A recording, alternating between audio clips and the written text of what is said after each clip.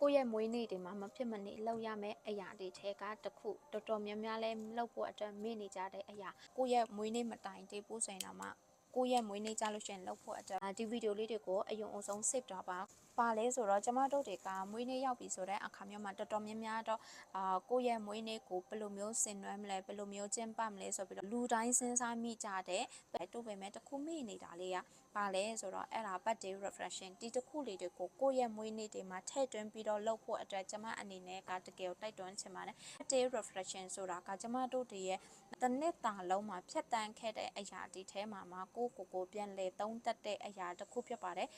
ကိုတလုံးမျိုးပြန်လဲသုံးသပ်ခြင်းဒီကျမတို့ကိုပုံမို့ပြီးတော့တိုးတက်ထပ်တိုးတက်အောင်ကိုလှုပ်စေနိုင်တဲ့အရာတစ်ခုဖြစ်ပြီးတော့ကျမတို့ဘဝတွေမှာကြုံတွေ့ခဲ့သမျှအရာတွေအားလုံးကိုပြန်လဲပြီးတော့ကောင်းတဲ့မှာရှင်းရှင်းလင်းလင်းကွက်ကွန်ပြန်လဲမြင်စေနိုင်ပြီးတော့ကျမတို့တွေတင်ယူဖို့အတွက်လိုအပ်နေတဲ့တင်ခန်းစာတွေလည်းတင်ယူစေနိုင်ပြီးတော့လှုပ်ချဖို့အတွက်လိုအပ်နေတဲ့အရာတွေကိုလည်းအများကြီးလှုပ်ချစေနိုင်တယ်လို့မျိုး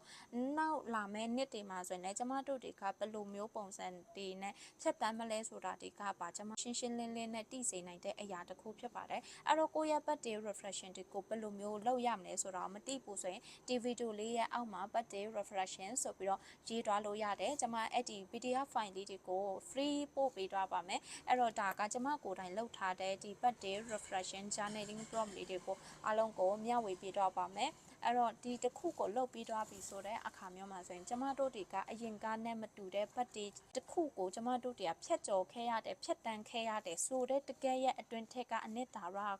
အပြည့်အဝကိုခံစားရရှိစေနိုင်မယ့်နည်းလမ်းကောင်းတစ်ခုဖြစ်ပါတယ်